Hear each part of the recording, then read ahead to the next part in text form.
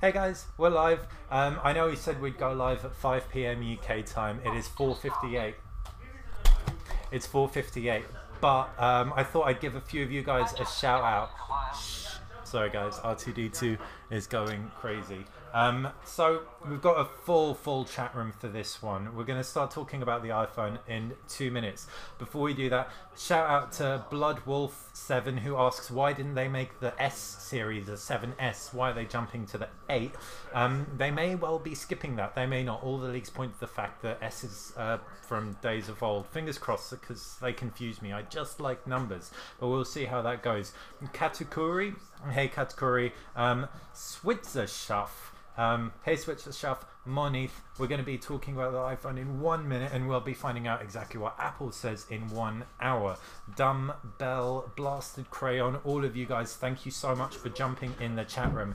Engin Lau, Leonardo, and who else wants a shout out? Jeremy Acosta, Bebob, Karen Manuel, and we're starting. I'm being joined by experts today, and smartphone expert is James at Tech Radar, and we can start talking about the expected iPhone. I will keep an eye on the comments, guys, so if you have any questions, please fire them in there.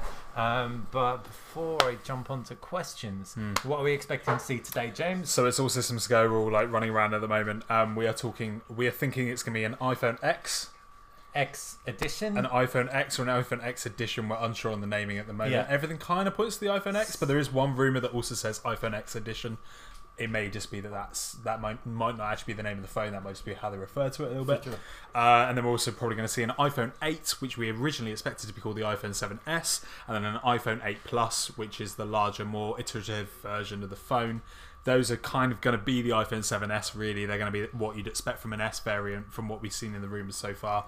And then the iPhone X is going to be that big upgrade that you've seen photos of already, I expect, with the bezel-less screen, with the wireless charging, with all those kind of big headline features.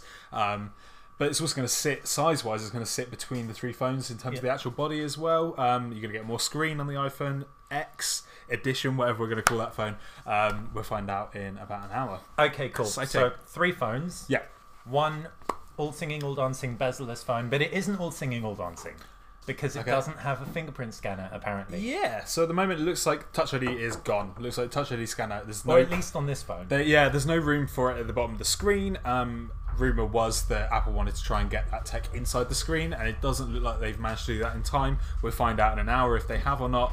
And some of the rumours beforehand said that the fingerprint scanner will be moving to the back of the phone, but everything else since then has kind of said it will just be no Touch ID at all. Yeah. So it may be that they use Face Unlock. They've got their own technology called FaceID, which we've seen on Android phones before, and it's going to be a new thing for Apple, but doesn't seem as secure, really. Do you know what? It doesn't. But did you watch the video of the guy setting it up? So when you're setting up Face ID, or at least I haven't tried on the Note 8, I've tried on old Samsung phones. It's just a look at the screen, and it does it with a front camera. With the Face ID setup, you have to kind of pan it around your face, and it almost looks like it gets a 3D image of your face. Yeah. I mean, we know from Sony phones that you can get a 3D model of your face with a regular camera. Yeah. So maybe it does something like that, and it's a bit more secure. I mean, hopefully. Apple is going to have to be pushing security on Face ID, because it's going to potentially unlock give you Apple Pay access, so you can pay for anything up to £30 here in the UK. We've been talking a little bit in the office today about like practicality of that for Apple Pay. Like if you're in London, for example, like we are, and you're trying to get on the tube, and you just get your phone out of your pocket, and then you have to put it up to your face rather than just putting your fingerprint on it. That seems a little bit impractical as well. So maybe there'll be something. If it gets a 3D render of your face, potentially it can do it off angle. Potentially. And so, yeah, we'll see. It just depends how well that works, doesn't it? Right? So fingers crossed that does work. But yeah, it looks like Touch ID will be gone. We're not sure for the iPhone 8 and the 8 Plus, which is the 7S kind of. But the leaks do show that there is a physical home button. So fingers crossed, because Touch ID is a really great experience. Like, I wouldn't want to see the back of it. Okay, so you've got these 3 phones. The most premium, the iPhone X edition. Then you've got the iPhone 8, the iPhone 8 Plus. Why do you think they dropped the S? Or why do you think they may drop the S? I think it would have been a hard sell to have an iPhone 7S and an iPhone 8 out at the same time as the brand new products. I think. But why not have an iPhone 7S and an iPhone X? Sure. I think they want to see this as a major upgrade. It's 10 years since the first iPhone. I know that the iPhone X is meant to be that phone, but I think they also want all of their phones to be significantly upgraded. And the iPhone 7 wasn't entirely well received by everyone. Like it was a good phone, but not a great phone. So we've kind of gotten used to the S variant being that kind of boring upgrade. Yeah. So when we had quite a dull upgrade last year, we're taking away headphone jacks with like no real major put on change. stereo speakers and IP They rating. did, but like in the mainstream, They weren't idea of competing it, with they the weren't doing that bezel well. free. They weren't competing with. So yeah, I think they've gone for the iPhone 8 name to make it seem like a major upgrade for all three phones. But then you've also got for that one extra phone, the iPhone X, you do have that one amazing new features and everything. You have that one amazing product. So yeah, I think that's kind of why they've decided to go with that naming. But it maybe all change in about an hour's time, an hour, and we might have the iPhone 10. Like they may come along and do that instead of the iPhone X. So I hope they do, because when I saw that everything like leaked, okay, for SEO reasons, I agree with you. But like for Apple, I said this in the video I did the other day. I seldom feel sorry for Apple. They're doing so well. They have such great products and they have such zealous fans. But like, this is the kind of stuff I would have liked to have been surprised by at the announcement. But there will be some surprises, confirmation around the 8s. Even if the surprise is, hey guys, the iPhone 8 is actually just going to be a 7S with an A11 chip. It'll be a bad surprise, but it'll be a surprise. I really want to see improved resolution on the lower end devices of the screens. Yeah. It's unlikely we're going to see AMOLEDs on them. But the fact you've got the AMOLED on the X means potentially there's going to be VR support. We're going to be seeing AR kit utilized extensively because you've got the rear camera set up vertically instead of horizontally. That's what I'm really hoping for. That's the one thing that I really want to be surprised by tonight. I think we have seen so much this year of the iPhone that it's not going to be as thrilling as an event. But I think the AR stuff really could be mind-blowing levels, and they're going to be talking about stuff that's going to happen in a few years' time and that kind of thing. Yeah. I think that's going to be the real meat of this event for me, at least. That's the thing I'm excited for. The AR stuff hasn't leaked. No, like throughout the whole Gold Master version, there's been talk of like Face ID to death. Like the coolest thing I think, which you just shoot me down here. I know what you're going to say. It's the emojis. I agree with you. You can have 3D emojis that reflect your facial expression. So I'm smiling like a Cheshire cat now, and then you can actually have a Cheshire cat smiling like that. Yeah, and I think that's something that the mainstream user can really grab a hold of. Like instead of face unlock is interesting for us tech fans, but security is something really hard to get the average man on the street excited about. So if you can say your face is on the smiling poo emoji, people are going to lose their literal poop about it. They're going to absolutely get so excited about that kind of thing, and it's going to be something you can go around to your mates and you can show your mates, and you're like, this is why I've got the new iPhone. It's a fun new feature, and I think that's probably going to be a major hook and kind of genius in a way. Actually, I don't know why no one's done it before. So I'm interested to see how they show that off as well. I think they could have some fun with that on stage. Definitely. The leaks have shown that it's going to be bezel-less, but not really bezel-less. So all the leaked handsets have shown that it hasn't got a curved display like the Samsung. And the Samsung S8 is what gives it the bezel-less look is the fact it curves out. It still has a bezel, but because it's in the curve, it just looks that bit more bezel-less, but it's got bezel up top and bottom. How many times am I saying bezel? Quite a few times. Yeah, quite a few. Yeah. Basil, thanks. The LG I think it'll be more like the LG V30, but it's got this weird bumper. Yeah, it's a little bit strange, isn't it? Yeah, based on the leaks, I'm not loving the look of it. Yeah, I do. I like the look of it, but yeah, I'm just happy that Apple's having a change. To be honest, it's been so similar for 4 years now. I think about 4 years, maybe it's 3, and I'm just expanding that a little bit. Incremental improvements. But yeah, even before we're used to the iPhone 7 like design, it's been very, very similar. So this whole bold new change, again, like we're all comparing it to the Samsung Galaxy S8, which is a great looking phone, and they're trying to mimic that a little bit, I think. But also, it's an Apple change, and that's a good thing, I think, for the iPhone. Whether the iPhone 7S or the iPhone 8, which is what we think it is called now, whether that has a big design change, though, remains to be seen at the moment. So I'm not normally one for answering the person who shouts the loudest, but Black Truth is shouting the loudest. He wants to know, do we think there's going to be an iPod Touch 7? Oh, we can talk about that in a minute. I don't know anything about that, so we'll have to get John Porter on in a moment. Our Home Ents writer will be joining in a second.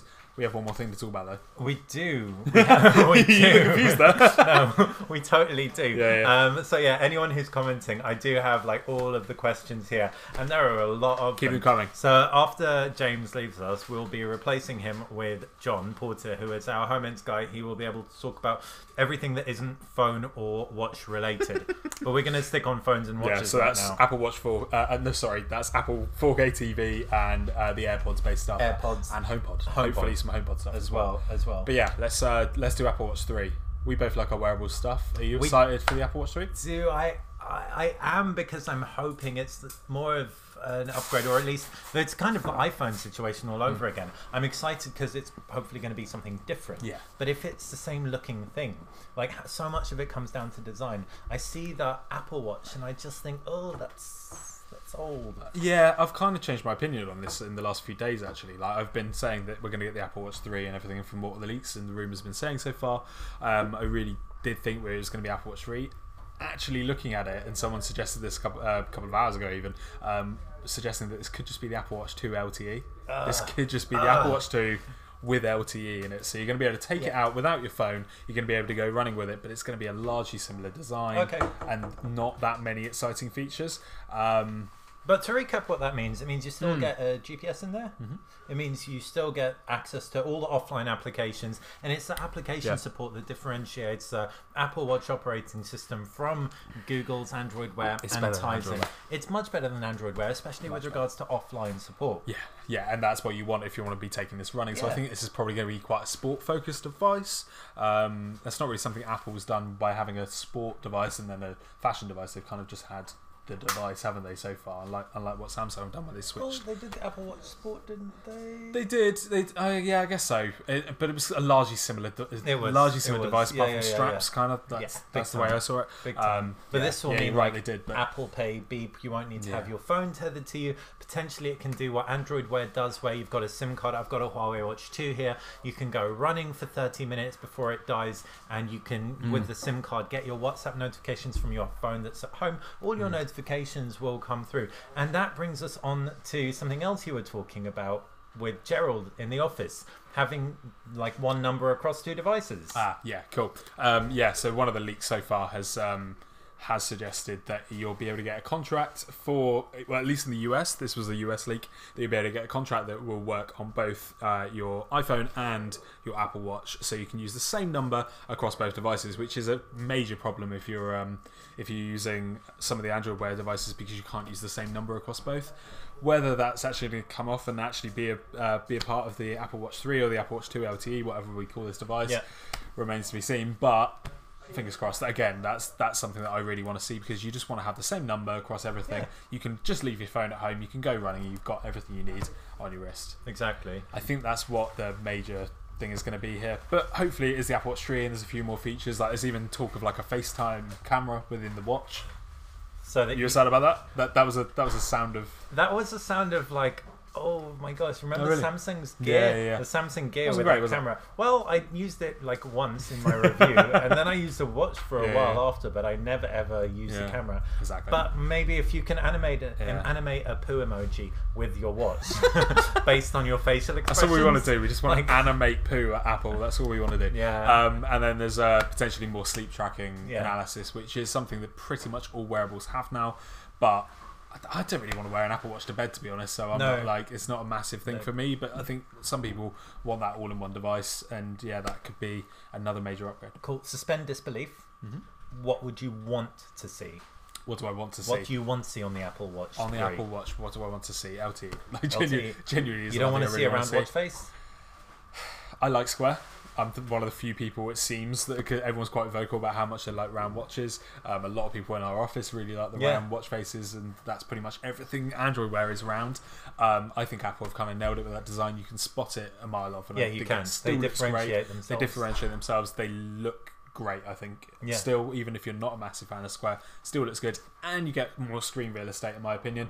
I don't know why I'm moving to my watch right now. This isn't an Apple Watch, No. but yeah, I think I would like them to stay Square, but there are also some talk at the moment that they may go for a round one. But also, why not have both? Like, why can't we have two Apple Watches? Yeah, so I agree with you. I think they're going to stay Square. I prefer a round one because I actually hate interacting with my smartwatch. I prefer it just stay on my wrist and like feed me notifications, swiping and all that. I don't mind that but the fact it looks like a watch makes me feel like less of a douche. Yeah. I Okay. guess. That's fine. But we've got so Any many. comments? Yeah, so many. First off, Thanks, guys. thank you for commenting. What are your thoughts on AMOLED versus IPS displays on the new iPhone? Advantages, disadvantages?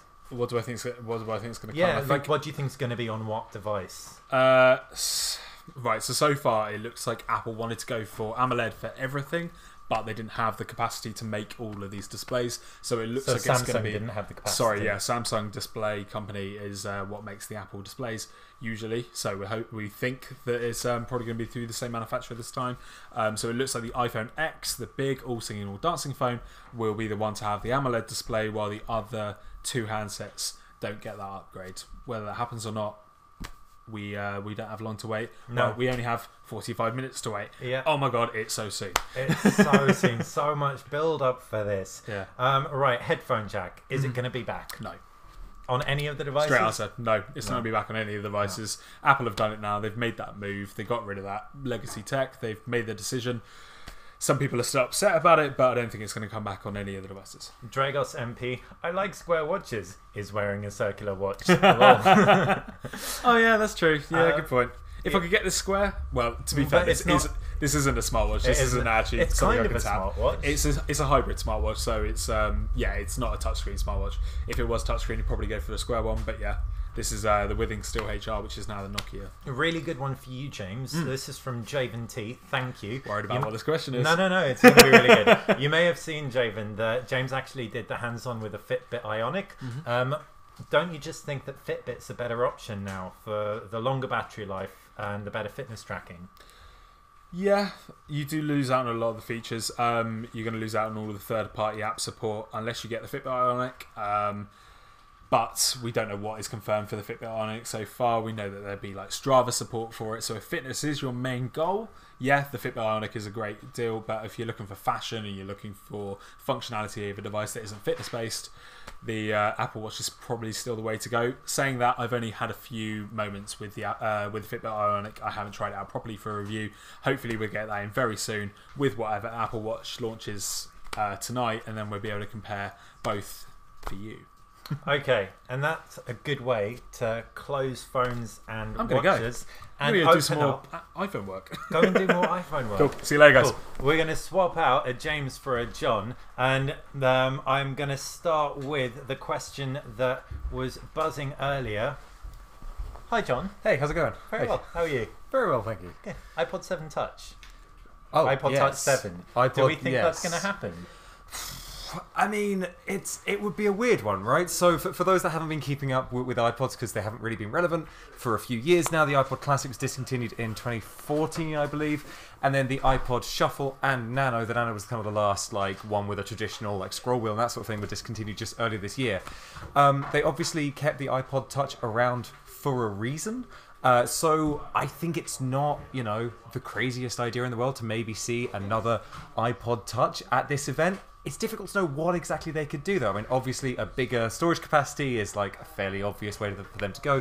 There were some interesting rumours, though, back in June that Apple might be about to embrace high-res audio support, right? Okay. So potentially, this new iPod, it would allow you to upload high-res FLAC files, or maybe even they might upgrade the Apple lossless codec to support high-res audio and stuff. Okay. So that could be quite a nice way of doing it. Maybe you've got your phone, and that's for your Spotify, for your streaming and stuff. But then you have your dedicated music player, which has all your high-res audio files, and it's kind of like a dedicated audio device. Or bring high-res audio across the board to all devices. That's another possibility, right? So, and that's the other thing that's rumored for iOS 14. Are we up to? And so potentially, but then maybe you go okay, if you want high-res audio and you don't want to shell out for an iPhone 8, then maybe go for an iPod Touch instead, go for the seventh generation. I can see them doing that. I feel like that makes sense. I can't see them making a massive deal out of it. That kind of feels like high-res audio is coming to the iPhone, and also, hey, check it out, it's a new iPod, but I don't think it's going to be hey, everyone shut up. I don't think it's going to be like the centerpiece of the presentation. Okay, I'm pretty sure the centerpiece will be the phones. Yeah, you phones guys, you like to kind of like strut around thinking that phones and wearables are the most important thing here, but... I was going to go into, but it's probably the least exciting thing now, because most of the leaks have been around the phones. That's fair, although it will be nice to finally, because we've seen all these leaks, we've seen all the like leaked renders, we've seen all the factory shots and stuff, so obviously there's always that excitement with like seeing them finally in the flesh and like the swanky Apple trailers and that sort of thing. But So I think you cut me off before I was going to say, but what we haven't seen leaks about... Oh, yes. Well, we have seen leaks about Apple TV, but the AirPods. We haven't seen any leaks about the AirPods. AirPods. AirPods. So what can we expect to see around those? Oh man, so we've had a couple of like interesting patents filed from Apple about potential successors to the AirPods. The main thing that people seem to be excited about is fitness tracking. So of course this has been available on other wearables, other like true wireless earbuds before. I believe the Bose, what are they called? The QC30s. I can't quite remember the exact model number, but they had some heart rate monitoring, and so like the Jaybird ones as well have that sort of stuff. Apple looks like it's kind of like taking this another step with not just heart rate tracking, but also a kind of advanced technology that can measure the oxygen rate in the blood. So we've seen this quite a lot in smartphones and in other devices. The Fitbit Ionic has it, the smartwatch, so it measures your blood oxygen levels, which can therefore determine your stress levels as well. So, like, potentially, like, very, very cool technology that's not just kind of getting this very superficial look at, like, how hard you're working out or what your fitness level is like, but it's getting, like, a real kind of, like, deeper look into, like, how exactly your body is performing. So that could potentially be really cool. The other one that's kind of, like, a little bit more left field is this kind of, like, it's partly noise cancellation technology, but partly kind of an interesting kind of, like, signal processing thing that would essentially... allow a pair of earbuds to kind of act more like a pair of like open back headphones. Okay. So yeah, some people might not be familiar with open back headphones, but you might sometimes see headphones that kind of have rather than like being closed in with like hard plastic, kind of more of a grill on the outside, and that has the downside of like leaking sound out and in. But it does mean that the sound doesn't kind of like reverberate around inside this kind of like closed shell. Earbuds, because of course they do kind of completely block your ear canal, they have that problem, and so like it's kind of pumping sound in and then it's kind of reverberating around, and so it kind of like, some people think it kind of adds like, it has a negative effect on how earbuds sound. So it sounds like Apple is kind of investigating ways of maybe using microphones on the outside to kind of allow sound to kind of like escape somehow or kind of come in, and so like make it sound like a more natural listening experience. But then also there are other kind of like side effects of this, like it might have some kind of technology that allows the outside world to kind of come in when it's needed to. So for example, like when you're running, and like you need traffic, to hear cars and stuff like that. Absolutely, yeah, that makes perfect sense. And that's kind of cool. Yeah, they're going to try and innovate around that. And so for the AirPods, we can expect to see any GPS functionality, or do you think that's unnecessary? No, no rumors about GPS functionality. I can see that might be something that's helpful if you're kind of a runner and that sort of thing, but then they probably want you to use it with a watch, which has a GPS. Exactly right. So like if you're going running with just your AirPods and your phone has GPS. It probably doesn't really add that much having it in the AirPods as well. No onboard storage like with the Gear Icon X 2017. Probably not. I mean, like otherwise it's probably going to like take battery life down a little bit more than it needs to as well. I mean the AirPods are kind of, I would hesitate to say market leader, because I imagine someone in the comments has probably found an example of some true wireless earbuds that have better battery life than the AirPods. But the AirPods, the battery life is fairly good. I feel like that's a pretty big selling point for Apple at the moment. They're very power efficient thanks to that W1 chip that Apple kind of has built the AirPods around and that sort of thing. So there's always that kind of balancing act, especially with true wireless, because you have so little space to like put batteries in. For sure. Okay. Excellent. Thank you. We have a relevant comment for you. Oh, fantastic. What do you think of the HomePod? Okay. Wait, what is the HomePod? Okay, so that anyone who doesn't know can get filled in. Do you know the Amazon Echo? I know the. Do you know? They know the Amazon Echo. The Amazon Echo. You know Google Home. Yes. So the HomePod is broadly speaking Apple's response to that. It's a speaker. It looks very nice, and it's got Siri built in, so you can essentially use Siri to have it like answer your questions and stuff. But Apple is really targeting this as a kind of music listening device. It's built in a bunch of fancy technology that allows it to kind of sense the room. You can pair two of them up to use them as stereo speakers. And first-hand reports suggest they do sound very, very good. Cool. My issue with the HomePod, sorry, so I'm getting my head around AirPods to HomePods to, oh god. All the pods. Yeah, so many pods.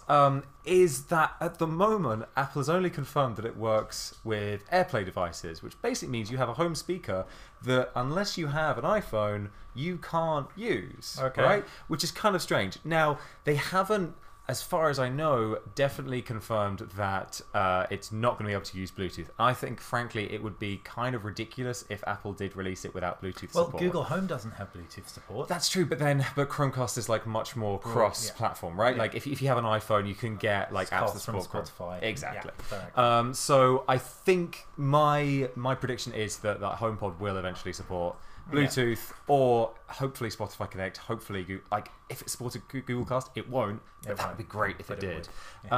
So like I really like it. I like it as a form factor. I think it being potentially tied into the Apple ecosystem, exclusively tied into the Apple ecosystem, I don't think is a good thing.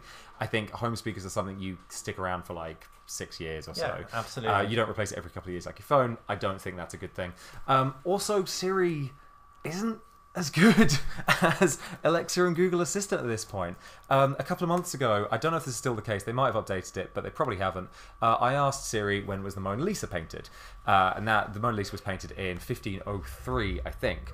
But if you ask Siri this, it says the Mona Lisa was painted in 1503, which isn't quite the right way to answer that question. So Siri has a lot of problems. Like, yes, it's got like the HomeKit integration stuff, so you can control your lights, control your like smart home equipment with it. But yeah, like on a fundamental level, it's kind of been outpaced by the competition. I definitely prefer like everything from navigation on Google Home Assistant right through to buying stuff on Amazon. Siri does feel like it's been left behind. And if you don't want Siri but want something that looks a lot like the HomePod, then you can go for a Libratone Zip speaker, which sounds great. I think also like Sony's smart speaker that they showed off at IFA this year, we've got a hands-on up on the site. I can't remember the exact model number. That looks like identical to the HomePod as well. So you have options out there. You have options. So it'll be great if you have an iPhone, and if you don't, shop around. So we've got some other stuff expected in the form of Apple TV. This is where John gets excited. So Apple TV, the last version was released back in 2015. 2015, 4K was this like crazy newfangled thing, and everyone was kind of, well, people weren't unsure about it, but but now people are streaming it. Yeah, exactly. Like 4K is now the thing. It would be crazy to release a new thing without 4K these days, apart from phones, because don't screens. But they still do. Yeah, well, which is crazy. Carry on. But all the rumors are that there will be a new Apple TV, which will make it the 5th gen Apple TV, I believe, and it will support 4K and it will support HDR. I think the HDR thing is a really good step for Apple. It won't only support HDR10, which is kind of like the base level HDR standards. That's not only doing like the peak brightness and low blacks, but also it supports 10-bit color, which is like nice for having that like nice wide color gamut in there. But it'll also support Dolby Vision. And the difference between Dolby Vision and HDR10 is that Dolby Vision's metadata essentially allows the HDR to be tweaked on a scene-by-scene basis. So if you have a really dark scene and then a really bright scene, the levels are kind of adjusted between them so that you get like a nice range of colors and brightnesses in both of them. So I think that's a really good thing. In terms of like other like rumors about the new Apple TV, I think we know it's going to have 3 gigabytes of RAM. And also the same processor that's in the phones. Yes. So like, we didn't talk about the phone processors when James was here, but it's going to be an A11 chipset, which is the newest. It's going to benchmark better than any other phone if history's anything to go by with Apple new processors. And having that in your TV says. It suggests maybe that it could be a better gaming machine. Maybe. I mean, Apple's never really done gaming on the... it has done gaming on the Apple TV, but it's never been a massive focus in the same way that it's kind of been on its phones over the years. So potentially having the hardware in it to kind of to push like high-resolution games, maybe, but then of course Apple's always so reticent to support. Well, sorry, it supports Bluetooth controls on its phones, but it's always a kind of third-party thing, and they never, stoop to the depths of actually making a controller with buttons on it themselves. But I mean, like crazy, like completely out there left field wish from me would be, Nintendo were on stage at it was on iPhone 7 launch last year. They of course announced the Super Mario Run stuff. So they have that relationship with Nintendo. If anyone knows how to make a really good controller, it's Nintendo. So if just Apple and Nintendo partnered up to make a lovely controller for the Apple TV, that'd be wonderful. It will never happen. Nintendo has its own hardware, Nintendo has its own consoles. It won't happen, but I can but dream. There is one comment that you could probably help this guy with. Why Apple TV? It's terrible. Yes. What's your opinion? This is a really interesting point, to be honest. I think, back in the day when you had like dumb TVs that were, and by dumb I mean not smart, that were just like full HD, like streaming boxes kind of had a place because it's like, oh cool, keep the same TV and get all the new apps and like buy a Roku box and buy a Chromecast and that sort of thing. Nowadays, with especially 4K TVs, it's so common to get a TV with all these apps built in, with these smart ecosystems that are now pretty good. So there's like less and less of a place for for a set-top box, especially like a premium one like the Apple TV has always been. That said, there are a couple of things they could do. Obviously, it's got the HomeKit support in there. HomeKit I quite like. I like the way it kind of like ties together the smart home ecosystem. But at the moment, well, not quite at the moment, but the big issue with it is you need an Apple device connected to your Wi-Fi at all times in order to have your devices talk to each other, because they essentially use the Apple device as a bridge. Right? Okay. If you have an Apple TV at the moment, that can act as the bridge. So it means that you don't have to have your phone on Wi-Fi to let your light switch control your thermostat, right? All the time? All the time. That's really annoying. So if you've got the Apple TV there, that kind of removes that as an issue. But I really think Apple should just make a little bridge that plugs into your router. Why would you need an Apple TV to act as a intermediary when other services offer it with none? I mean, that just seems like the most backward thinking. It's, I think this is, So we've got a comment from Anderson in Daburo who asks, Roku or Apple TV? At the moment, Roku. Let's see what Apple announces. Roku devices, I mean, they're so affordable. The ecosystem is so good. I really love the interface. There are like now so many, at least in the US, worldwide availability is kind of weird for Roku right now. They announced like all their new boxes last year, like the Roku Premier and then the Roku Premier Plus and then the Roku Ultra and the Roku, and they're like, there are so many now. It's kind of confusing, and I don't think that was necessarily a good idea to like blow it out as much as they did. So I don't know what country you're in or like what Rokus are available in your country, but you've kind of got a Roku for like every need, for every budget. And all of them have a pretty good interface. So... Okay, cool. So broadly speaking, Roku. Yep. If you don't want to spend that much on Apple TV, but generally speaking, the overview of today's show from a not phone or watch perspective, you're going to get AirPods. Hopefully AirPods. I think AirPods is probably the least likely out of the three. Okay. You're going to get a new Apple TV, which is probably the most likely. Most likely, probably Apple TV. And also pretty likely a time frame / price of release for HomePod. Yeah, so HomePod, the things I want out of that, I want an exact release date. I want UK pricing on that, because at the moment they've only given US pricing. Well, so let's say worldwide pricing would be nice on the HomePod. And I really just want more details. I want, how much is it? Oh, God, it's like... Can't say. So it's more on the than side. all the others. Yeah, it's expensive. Okay, cool, definitely. Cool. And iPod Touch. And iPod Touch. Cool. Excellent. So that's pretty much everything from you. Thank you so much. No I'm going to run through the comments and answer some of your questions now and talk about the phones a little bit more. Appreciate your time, John. No worries. I'll see you in a bit. Have a good one. See you guys. All right, so you guys were talking about the iPhones a lot, and that is unsurprising. It makes sense. A lot of you have asked me to recap what we're expecting to see in 30 minutes, so I'm just going to do that now. Right. 3 phones, the first one being the iPhone X, which is the edition one, the special one, the most expensive of the bunch. Expected to have a 5.8-inch screen, 18:9 aspect ratio with a little nubbin at the top where you're going to have the front camera and the front speaker. It's expected to also have a button on the side in order to support Face ID payments, so it securely requires a double tap of that button while it scans your face in order to pay for stuff. That's what the leaks suggest, at least. Around the back back of the phone, you can expect dual camera setup that are probably going to be vertically stacked. The reason they're going to be vertically stacked is to better support AR. Horizontal stacked cameras are expected on the iPhone 8, which I'll come on to in a second. All of them will run the same operating systems. Will all of them have the same chipsets? We don't know. We know that the A11 chipset is going to be in each, but the most expensive, most premium one may have the A11 Fusion with more RAM. Now we're going to get another phone expert on to talk about what he thinks of this phone in 2 seconds. 1, 2. John McCann! Way! So this is our resident phone expert numero duo, but yeah, it's not about hierarchy. It's not about hierarchy. So what do you think iPhone 8 is going to be? We've kind of run through the specs. First impressions? You know, the iPhone 8 is possibly the most exciting potential iPhone X, iPhone 8, whatever they're going to call it, the most exciting potential iPhone launch in the last sort of 5 years or so. It's the chance for Apple to really sort of reinvigorate the iPhone brand, take it in a potentially new direction in terms of design and as well as technology and potentially innovation as well. Fingers crossed. Apple has been beaten with that innovation stick the last few years, being, you know, crippled by iteration rather than innovation, so the hope is they can sort of bring back some of that sort of early iPhone hype and excitement with the iPhone X.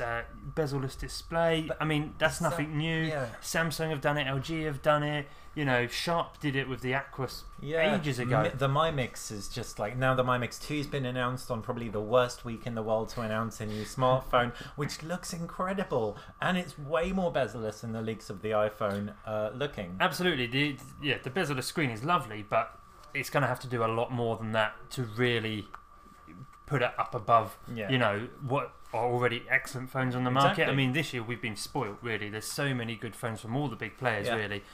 So yeah, Apple's got a lot of work to do to step up and keep itself as relevant as possible. Do you know what we haven't seen though? A bezel-less phone with stereo speakers.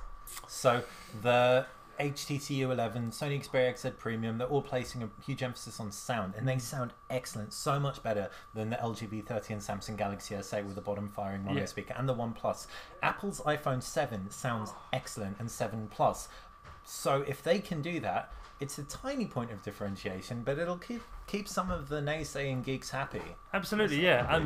And always a big one with Apple's battery life as well. You know, the new chipset, A11, Apple always talks about better power efficiency with its new chips, so the hope is that you'll get that there. With the new design, is there going to be enough space for a bigger battery? Is, you know, that bezel-less display, is that going to take up more space? Are they going to have to struggle to get it in? Is it going to be a bit chunkier? I mean, I would have an extra few points of a millimetre on my iPhone if it meant a bigger battery could be squeezed in. I mean, remember after they released the 6 Plus, they dropped the battery capacity by like 200 milliamps or something for the 6S Plus, and then they had to put it back to 2900 because too many people were complaining about the bad battery. So they've upped the battery to around 2900 milliamps in the iPhone 7 Plus. So we wouldn't really want to see it dip anywhere below that if we're talking milliamps. And if they want to be competitive with Samsung on the new X, I keep doing that, don't do that best. It's going to be 3000 milliamps. So we're looking for a direct competitiveness between this and the S8, because these are the two phones that everyone is putting on a pedestal right now, right? Absolutely, yeah. I mean, one thing that could really set it apart would be an under-screen fingerprint scanner now. Excitement, but the rumours on that have seriously died off in the last sort of month or so, so the likelihood of that happening is looking less and less so. I mean, that would be a great feature to pull out the bag right at the end for Tim Cook just to go, oh, and by the way, bam, that's how you unlock it. But it's looking more like it'll probably be rear facing. To remove, if there is one at all. Well, it doesn't really make sense to remove it. Do you think it's going to be in the Apple logo? I mean, that would be a nice touch, but again, well done. I know. I mean, I'm here all week. Seriously, but it's just not as good as under screen, is it? No, there's lots of rumours and hype, but I've spoken to other companies who are sort of invested in this under screen fingerprint scanning tech, and they say it's going to be the big thing for 2018. If Apple gets there in just ahead, it would be very interesting. It'd be cool. It would definitely put the phone on the map.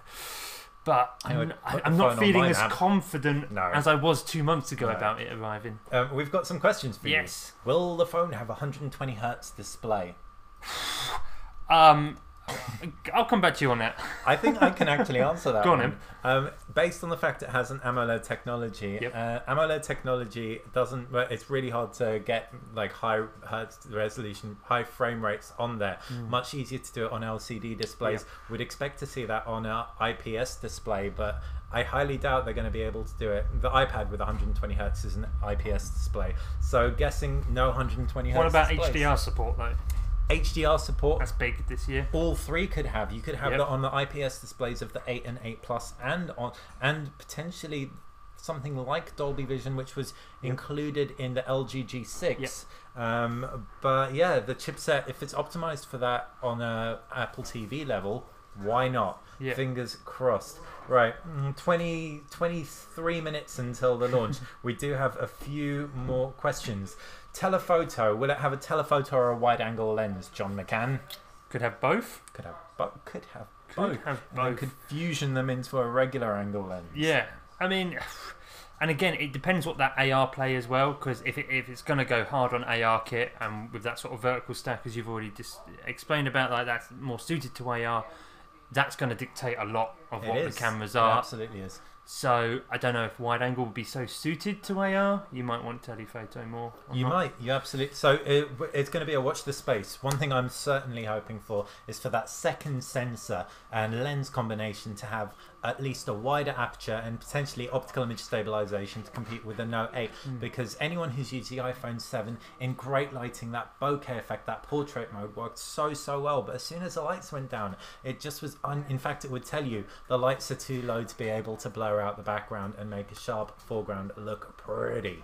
iPhone speakers, not good, someone is saying. Not good but necessarily compared to the best of the best, but having those two speakers on the iPhone 7 and 7 Plus really help by comparison to the mono bottom phone speaker, especially when you're gaming. Are you looking at my avocado? I am. Oh. Can't take my eyes off it. Right, we have no more questions in there. Quick recap, 3 phones. Yes. iPhone 8, iPhone 8 Plus, and iPhone X prices. Do we have any idea how much they're going to cost? Have we predicted them? A lot for the X. Yeah, a lot of dollars. There are no prices set in stone. Apple, though, is usually very good when it comes to its incremental phone upgrades. Apple is usually very good with regards to charging a lot of money. They know how to get the most from their products, and fair play to them for doing that. Products. But expect the 8 and 8 Plus to carry similar price tags to what the 7 and 7 Plus did when they launched last year. That's generally how Apple does it. The X is new ground for Apple, for us. So think of it when the 6 Plus arrived. Everyone was like, how much? Because it was a new screen size, it was a new form factor, it's bigger, it was offering more. So it's going to be another step up. People are saying skywards of $1,000 US, which is a lot. And based on Apple dollar to pound conversions, you're probably going to be looking to pay pound for dollar pricing. Similar to 1,000 in the UK and wherever your local region is. You can do a little currency conversion on Google. But yeah, it's going to be a lot. And some people will say, how can they even justify that? You can look at the competition. You know, the Note 8 isn't going to be cheap. It's going to be a similar level. And if Apple does put a load of cool stuff into the X, then okay, it's an expensive handset. It's not for everyone, but it's showing the future, and there's going to be some people who really want to have the latest tech in their hands and get a little glimpse of a little glimpse of the future. So there is a market out there, but of course, if it is at that high price, the market's going to be a lot smaller, and people are going to go 8 and 8 Plus. Exactly. I think it's going to be quite smart outpricing it, because you're still retaining a market for your bread and butter, which will be the iPhone 8, 8 Plus. Potentially there will still be people who will want the SE for the smaller kind of hand needs. So yeah, it's going to be expensive. That's pretty much what we know. We got what color options can we expect? Ooh, so everyone loves a bit of space grey, a bit of silver, a bit of gold, a bit of rose gold, but they might change it to blush gold. Apple. So maybe a slightly toned down rose gold, even though rose gold wasn't exactly in your face to start with. And then there are the latest rumours about colour are a red version that apparently showed up in a video that popped online yesterday. Apple has done red products in the past, so a red option isn't out the question. A late addition to the iPhone 7 colours a few months after launch was a red version. Yep. Again, whether we'll get it at launch remains to be seen.